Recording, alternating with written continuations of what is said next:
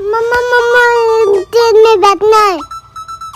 कुछ आप सोच लो, ये ट्रेन बहुत तेज घूमती है और आपको चक्कर आएगा। बाद में मत रोना, मैं बैठा तो दे रही हूँ आपको। हाँ ठीक है मम्मा। बहुत मजा आ रहा है। ट्रेन चाहिए, मैं हवा में उड़ाऊं। छुक छुक छुक छुक छुक छुक छुक छुक छुक छुक। आपको क्या हुआ? चक्कर आ रहा है।